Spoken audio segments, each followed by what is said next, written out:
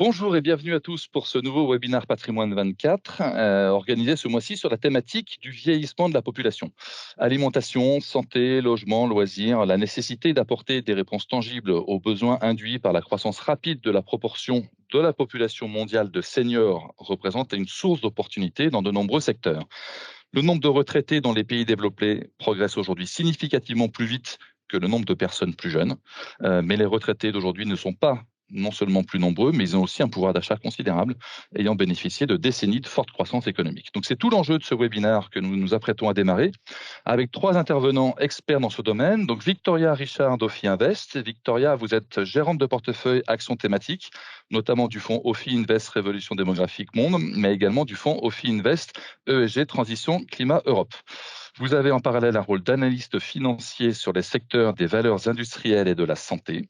Et avant de rejoindre Ophi Invest en septembre 2021, Victoria, vous étiez gérante ISR chez BNP Paribas pendant 12 ans. Victoria, bonjour. Vous êtes aussi, pardonnez-moi, titulaire d'un Master 2 en finance de l'Université Paris 5 et d'un Master 1 en finance de l'INSEC Bordeaux et du CESGA, Certified ESG Analyst. Victoria, bonjour. Bonjour Guillaume. Voilà. Mathieu Philippe, cofondateur de Colville Capital Partners. Mathieu, vous êtes diplômé du programme Grande École d'HEC Paris en 2005 et d'une maîtrise philosophique à l'Université Paris 1 Sorbonne 2003. Vous avez commencé votre carrière en 2005 au sein des équipes Private Equity de la banque Merrill Lynch à Londres comme analyste. Ensuite, vous avez été responsable de l'analyse et de l'exécution des investissements. Vous avez rejoint ensuite Audley Capital en tant que directeur des investissements où vous étiez spécialisé dans les investissements en actions et en obligations convertibles. Mathieu, bonjour. Bonjour Guillaume.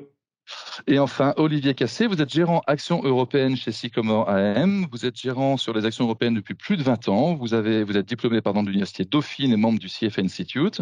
Vous avez rejoint le groupe Generali fin 2016 pour gérer notamment un fonds sur cette thématique du vieillissement de la population. Et vous le gérez désormais depuis 2020 chez Sycomore AM, qui est une société de gestion de l'écosystème Generali Investments. Olivier, bonjour. C'est bien ça. Bonjour Guillaume, bonjour à tous. Voilà, écoutez, bonjour à tous, merci de nous avoir rejoints et de nous apporter votre expertise sur cette thématique. Alors on va commencer dans le vif du sujet. Victoria, est-ce que vous pouvez nous dire pourquoi vous avez décidé de lancer un fonds dédié au vieillissement de la population chez Ophi Invest? Oui, tout à fait. Tout simplement parce que le vieillissement de la population va être l'une des tendances majeures des décennies à venir. C'est un phénomène inéluctable qui est causé par deux facteurs. Donc, d'un côté, on a une espérance de vie qui s'est considérablement allongée partout dans le monde. Elle est passée de 52 ans en 1960 à plus de 72 ans en 2019. Donc, un gain de près de 20 ans en seulement deux générations. Et en parallèle, on a une baisse de la natalité qui est liée donc essentiellement à des mutations sociales, comme par exemple le travail des femmes. Et cela vient mécaniquement réduire la part des plus jeunes dans la population totale. Donc, ces deux tendances impactent massivement la structure de la pyramide des âges dans les pays développés. On prend souvent l'exemple du Japon, mais également dans les pays émergents, comme la Chine, par exemple. Là-bas, malgré l'abandon de la politique de l'enfant unique en 2016, le nombre moyen d'enfants par femme chinoise a atteint un point bas en 2022. On est à un peu plus d'un enfant par femme. Et la Chine est entrée, il y a quelques semaines maintenant, dans une phase de déclin de sa population. Et en parallèle, on a une population âgée de plus de 65 ans qui devrait y tripler depuis d'ici 2050. Pour revenir sur une échelle plus mondiale, c'est une personne sur 6 dans le monde qui aura plus de 65 ans d'ici 2050, contre 1 sur 11 aujourd'hui. Donc 1 sur 11 aujourd'hui, 1 sur 6 demain. C'est une évolution démographique majeure qui est inéluctable. La machine est lancée. Quoi qu'il arrive, on aura une frange de population plus âgée qui va augmenter. Et donc, ça va avoir un impact considérable sur notre économie avec l'émergence et la montée en puissance rapide de nouveaux besoins. Donc, dans le domaine de la santé, évidemment, mais également, comme vous l'avez dit en introduction, dans le domaine des loisirs, de la mobilité ou encore de la consommation de manière plus générale. Ces perspectives offrent des opportunités d'investissement attractives et c'est pour cela que, selon nous, elles méritaient que l'on s'y intéresse fortement et que l'on y consacre un fonds. Très clair, merci beaucoup Victoria. De votre côté, Mathieu, pour Colville, est-ce que vous pouvez juste en deux mots peut-être nous redire qui est Colville? Parce qu'autant Generali, Sycomore et Ophi sont des maisons qui sont évidemment des mastodontes, on pourrait dire très connus. Peut-être un tout petit point sur Colville, Capital Partners, et puis aussi nous expliquer pourquoi vous avez choisi de lancer ce fonds sur le vieillissement de la population. Votre micro est coupé, pardonnez-moi, Mathieu.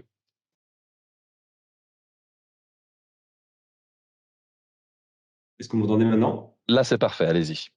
Ok, parfait, merci Guillaume. Donc, Covid Capital Partners, merci Guillaume, c'est une société de gestion entrepreneuriale et familiale. Nous avons commencé la gestion collective en 2015. Nous avons actuellement environ 500 millions d'euros d'encours. On va dire que là, on rejoint votre public, c'est que nous sommes des entrepreneurs dans l'âme et que nous investissons pour le long terme sur des thématiques de croissance. Il faut dire que la société de gestion a été créée au lendemain de la crise de 2009. Donc, dans notre ADN, on a traversé cette crise dans des carrières précédentes et on s'est vraiment formé à l'idée d'investir dans les meilleures sociétés de la planète capables de traverser tous les scénarios macroéconomiques. Et on voulait positionner sur des tendances structurelles de long terme qui nous semblent évidentes et le vieillissement de la population en est une.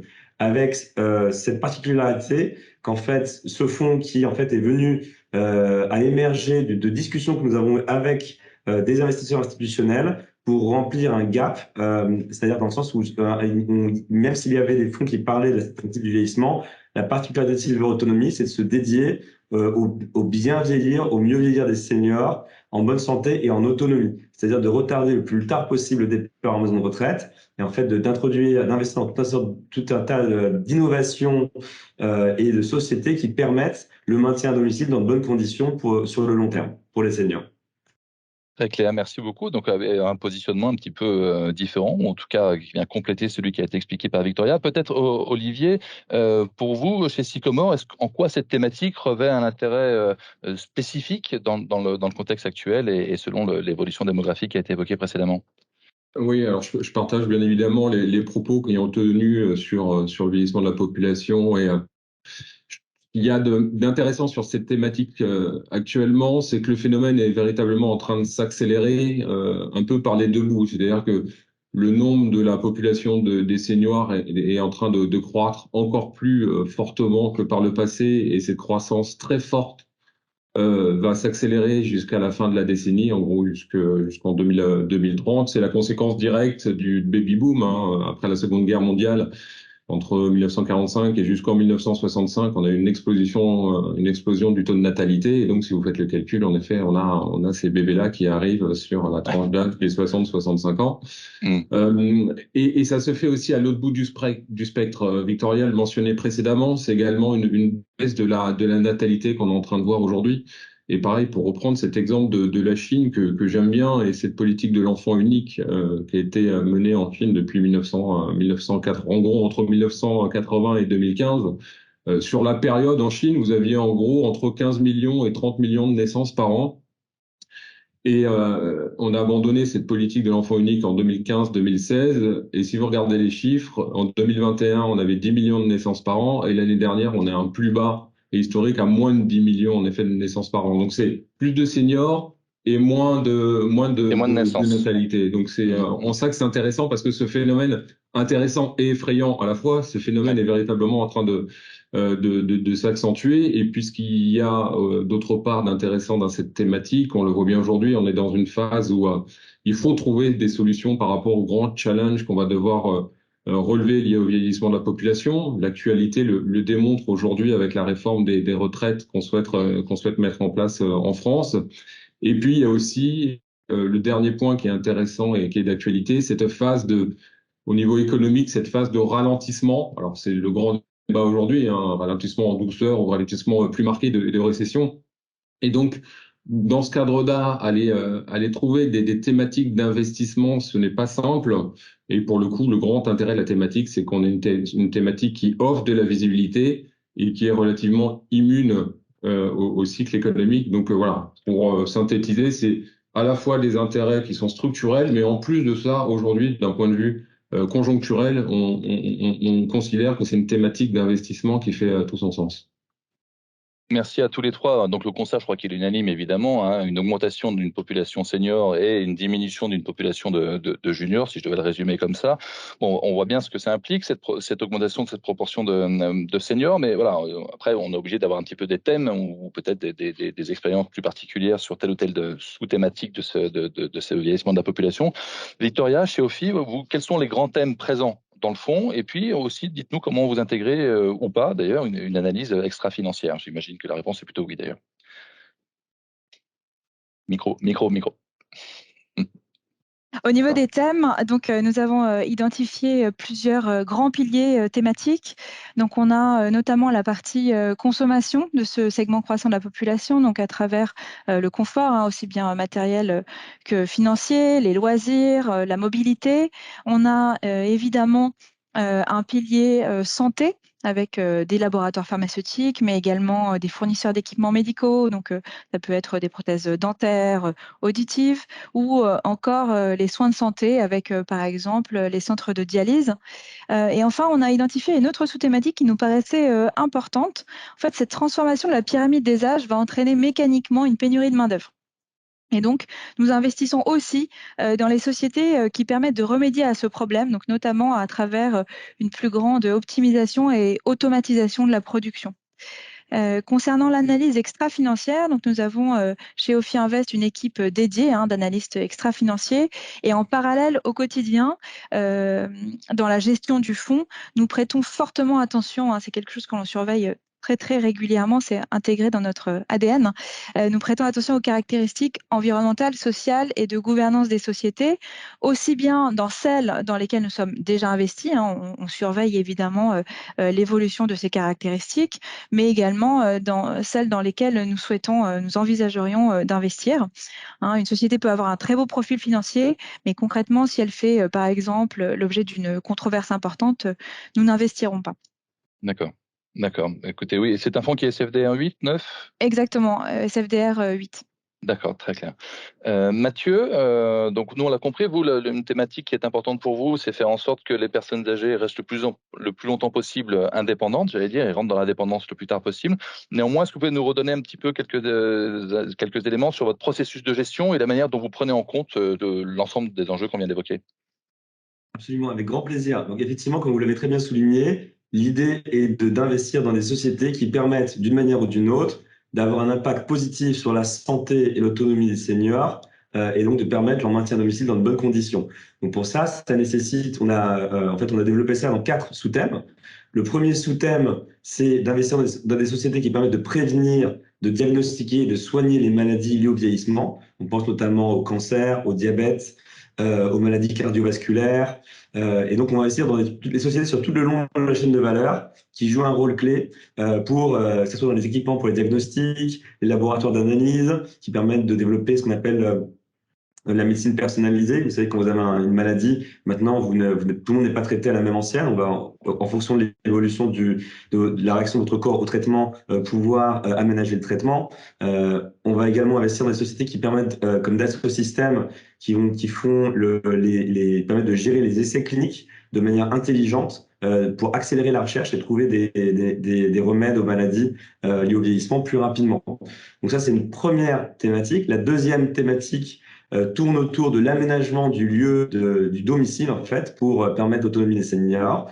Voilà, il y a vous savez que la principale cause de départ en maison de retraite pour les seniors, ce sont les chutes, et que la majorité de ces chutes interviennent malheureusement à l'intérieur du domicile. Donc l'idée, c'est d'équiper les logements pour réduire le risque de chute et de réduire leur gravité.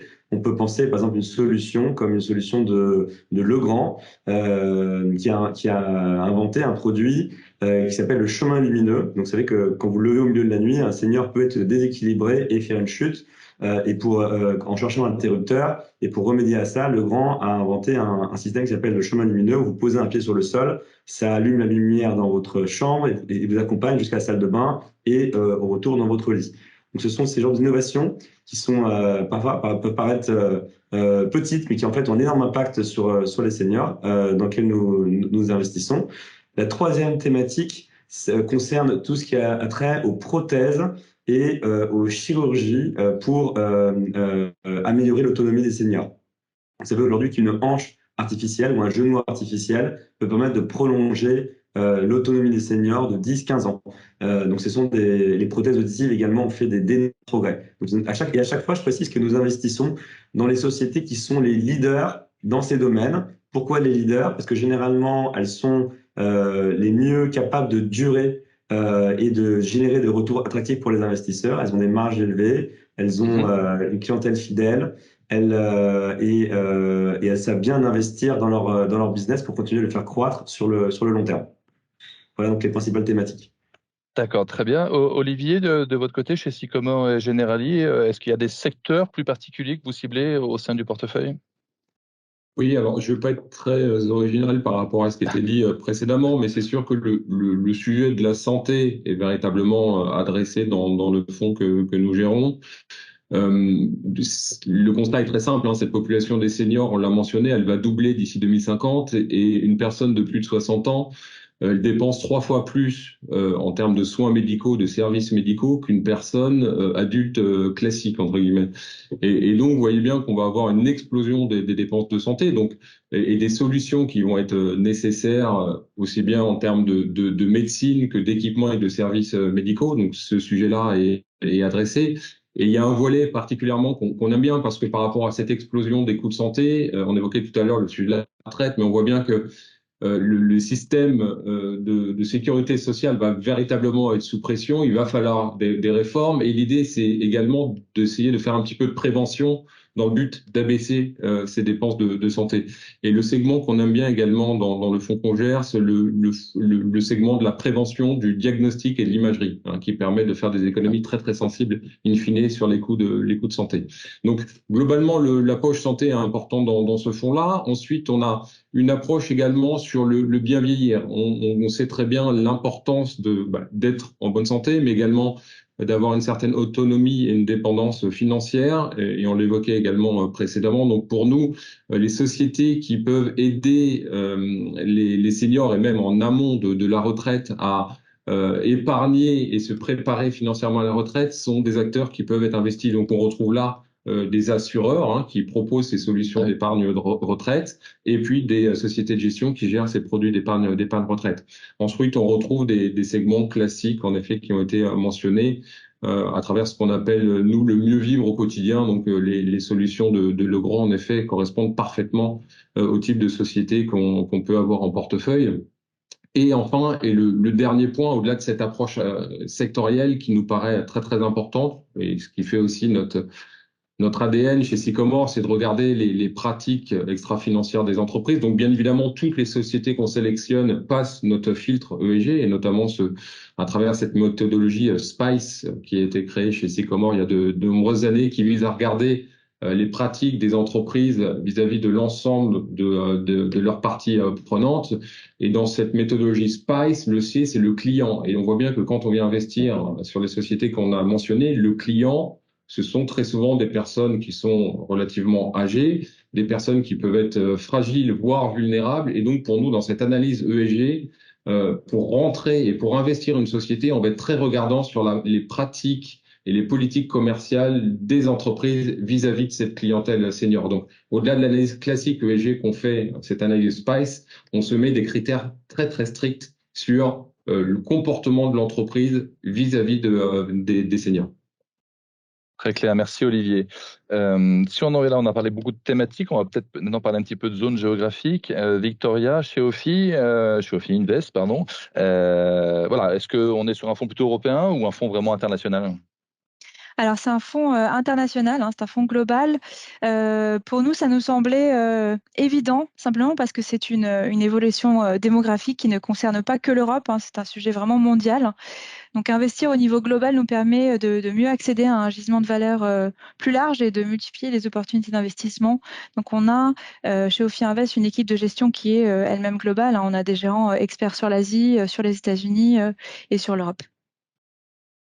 Ok, très très clair, merci. Chez vous, Mathieu, vous, alors, de manière plus générale, hein, les perspectives concernant le vieillissement de la population, son intérêt en termes de thématiques, on parle de ce fonds-là, vous nous avez bien expliqué les sous-thématiques.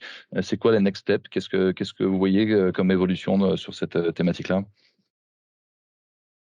Votre micro, Mathieu. Merci beaucoup. Donc, j'en profite effectivement pour préciser que le fonds Silver est résolument ISR et ESG, qu'il a obtenu, enfin qu'il est, il est désormais SFDR 9, donc il est vraiment engagé dans cette idée d'avoir un impact d'investir dans des sociétés qui ont un impact sur cette thématique. Donc les prochaines, nous, on est très confiants dans le sens où ce qu'on voit, c'est que au lancement du fonds, on avait identifié 6 grands leviers de croissance pour cette thématique. Et ce qu'on constate, c'est que post-Covid, ces leviers se sont accélérés. On peut penser notamment au rôle croissant du digital dans la santé. On en fait tous l'expérience. Le rôle croissant des diagnostics dans la médecine, le rôle croissant des médicaments biologiques, le rattrapage des pays émergents dans les dépenses de santé, sont autant de grandes tendances qui est le vieillissement de la population qui font qu'en fait, on est assis sur des sociétés qui vont bénéficier de plusieurs décennies de croissance devant elles. Donc, on est très confiant sur la thématique, sur le fait d'être sur les sociétés leaders et que c'est ça qui pourra générer des retours attractifs pour les investisseurs de manière fiable si on est patient sur le long terme. L'avenir, c'est de continuer à nous développer sur cette stratégie et notamment le fonds qui initialement était beaucoup développé autour de clientèle institutionnelle, de développer désormais au sein des réseaux retail avec qui on est ravis de travailler. On refera un petit point commercial sur le fond en dernière question. Olivier, de votre côté, donc voilà, le vieillissement de la population dit ça s'accélère, mais c'est pas nouveau non plus. Vous connaissez bien ces secteurs-là aussi. Est-ce que vous pouvez nous faire un petit état des performances du secteur au cours des dernières années? Oui.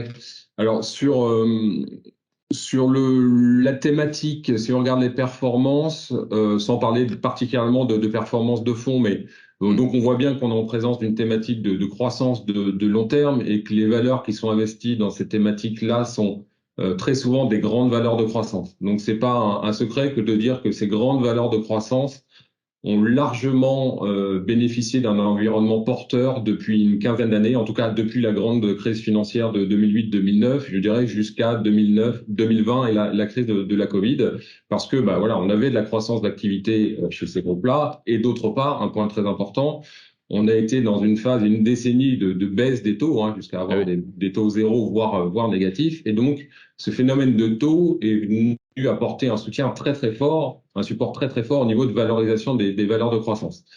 Depuis 18 mois, pareil, c'est pas un secret de dire que la situation est en train de s'inverser. On voit bien que depuis 18 mois qu'avec la montée de l'inflation à un niveau qui était totalement inattendu, les banques centrales ont dû faire marche arrière et retirer une grande partie du biais accommodant de leur politique monétaire. La conséquence de ça, c'est une remontée assez violente des taux d'intérêt. On regarde ce qui s'est passé aux États-Unis sur l'année dernière. Début 2022, on était aux alentours de 1,50, 1,60 sur le 10 ans américain. On a fini l'année quasiment, et aujourd'hui on est quasiment à 4%. Donc c'est vrai que cet environnement nouveau de remontée des taux d'intérêt, mais au final est venu pénaliser, pour le coup, cette fois-ci, les niveaux de valorisation de ces grandes valeurs de croissance. Donc voilà un petit peu ce qu'on a eu en termes de phénomènes sur les dernières années. Maintenant, comment on peut anticiper la suite? C'est-à-dire que nous, de notre côté, on a tendance à considérer quand même qu'une large partie du chemin est derrière nous sur la remontée des taux d'intérêt. Donc, il va devenir de nouveau intéressant de se repositionner sur ces valeurs de croissance-là. Et puis, comme je le mentionnais tout à l'heure, on peut, et ça c'est tout le travail du gérant et du stock picking, on peut essayer de changer le positionnement du portefeuille en allant sur des dossiers, notamment les financières que je mentionnais, des sociétés d'assurance ou d'asset management, qui, elles, bénéficient de ce niveau de taux d'intérêt relativement élevé. Donc voilà, on a eu une belle décennie, je dirais, jusqu'en 2020 sur la thématique. Depuis, le chemin, il est un petit peu plus chaotique. Mais voilà, après, c'est tout le travail du gérant et de son expérience de pouvoir positionner son portefeuille selon ces grandes thématiques que je viens de décrire. Merci Olivier. Alors maintenant, on va rentrer dans la dernière ligne de notre webinaire. Je vais vous poser à chacun une question pour savoir, on a bien compris votre expertise, l'expertise que vous avez chacun sur cette thématique du vieillissement de la population. Est-ce que vous pourriez nous redire en quelques mots, Victoria, dans quel fonds ou dans quelle gamme de fonds on va retrouver cette expertise? Et puis, si vous avez des points particuliers que vous voulez aborder, là vraiment au niveau produit, n'hésitez pas à le faire, sachant qu'évidemment, les professionnels qui nous écoutent sauront contacter les équipes de distribution de chacune de vos maisons pour ensuite rentrer dans le détail des référencements et avoir plus d'informations encore. Victoria, allez-y. Tout à fait. Alors, vous pourrez retrouver cette thématique dans notre fonds OFI Invest Révolution démographique Monde. Il a été lancé en septembre 2022. Donc, c'est un fonds global, comme je le disais tout à l'heure. Donc, en effet, vous retrouverez tous les détails sur notre site internet et vous y trouverez d'ailleurs également les autres produits de notre gamme thématique. Donc, notamment le fonds climat, hein, OFI Invest ESG Transition Climat Europe, notre fonds grande marque, les fonds à impact. Voilà, tout est sur le site. Merci beaucoup. Mathieu, chez Colville, redites-nous le nom du fonds. Oui, le fonds s'appelle Silver Autonomy. Et donc, vous pouvez trouver la documentation, le KID sur le site de colvillecapitalpartners.com. Et donc, le fonds est aujourd'hui référencé chez la plupart des assureurs et nous continuons de le déployer activement. Merci Mathieu. Olivier, donc chez Sycomore/Generali, redites-nous le nom du fonds ou de la gamme. Hein, Oui, donc il y a Generali Investment qui a lancé ce fonds thématique sur le vieillissement de la population en 2015, donc le fonds JSSRI Aging Population, donc que je gère avec ma collègue Julia Culotte depuis 2015. Et depuis 3 ans, donc en effet, l'équipe de gestion, avec un process totalement inchangé, a rejoint Sycomore Asset Management. Donc voilà, c'est toujours un produit qu'on continue à gérer. Et aujourd'hui, un produit sur lequel on a un peu plus de 500 millions d'euros d'emplois. Très bien, écoutez, merci à tous les trois pour ces éclairages sur cette thématique. C'était évidemment très intéressant. Je ne doute pas que les projets du patrimoine qui nous écoutent sauront se rapprocher de vos différentes équipes pour avoir de plus amples informations et sauront venir vers vous pour pouvoir proposer cette thématique à leurs clients, compte tenu effectivement de cette lame de fond que l'on vient d'évoquer, ce fameux vieillissement de la population. Merci à tous les trois. Merci à vous toutes et tous de nous avoir écoutés et je vous dis à très bientôt pour un nouveau webinaire chez Patrimoine 24.